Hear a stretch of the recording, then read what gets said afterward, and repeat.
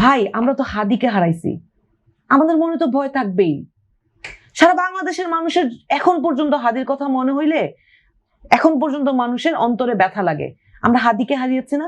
হাদিকে তো দিনে দুপুরে রাস্তায় গুলি করে হত্যা করা হয়েছে। আজকে নাসিরউদ্দিন পাটোয়ারি যখন আগ্রাসনের বিরুদ্ধে কথা বলছে, যখন মাদকের ব্যবসার বিরুদ্ধে কথা বলছে, যখন সন্ত্রাসের বিরুদ্ধে, চাঁদাবাজির বিরুদ্ধে কথা বলছে, নাসিরউদ্দিন পাটোয়ারি তো টার্গেট। নাসিরউদ্দিন পাটোয়ারি তো অস্ত্র হাতে নিয়ে ঘুরে না।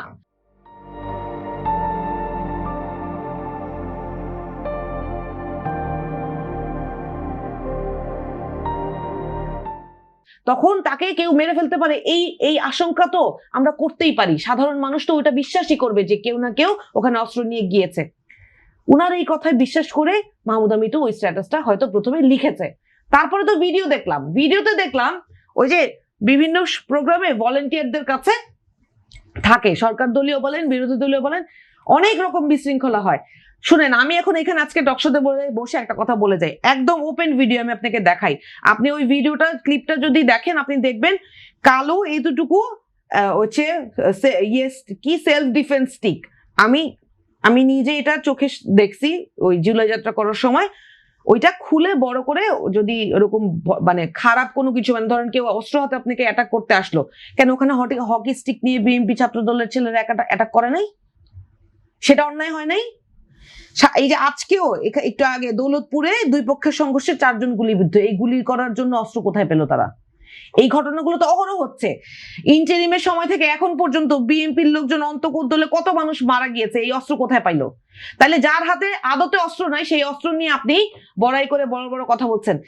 এতগুলো মানুষ সচক্ষে সবাই দেখলো, ভিডিও ফুটেজে সবাই দেখলো যে মেরে ছাত্রদল এবং বিএনপির লোকজন নাসিরউদ্দিন পাটোয়ারি এবং ওখানে এনসিপির যারা ছিল তাদেরকে মেরে রক্তাক্ত করে দিল। সেইটা নিয়ে থানায় গিয়ে এত ঘন্টা বসে থাকার পরেও মামলা নিতে চাইলো না, উল্টো থানায় ঢুকে হায় সুবহানাল্লাহ, আমার স্বরাষ্ট্রমন্ত্রী কি করে? আমার স্বরাষ্ট্রমন্ত্রী কি করে যে থানায় ঢুকে তার দলের সন্ত্রাসীরা অন্য দলের মানুষজনকে হামলা করতে পারে? আওয়ামী লীগের এরকম ছায়া কি করে ভর করলো বিএনপির উপরে? আশ্চর্য ব্যাপার।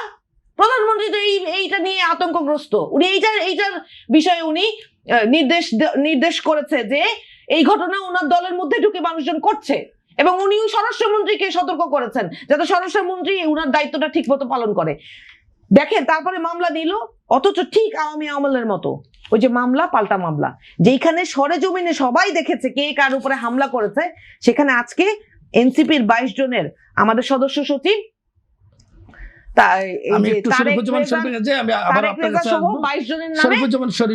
উল্টো মামলা করা হয়েছে।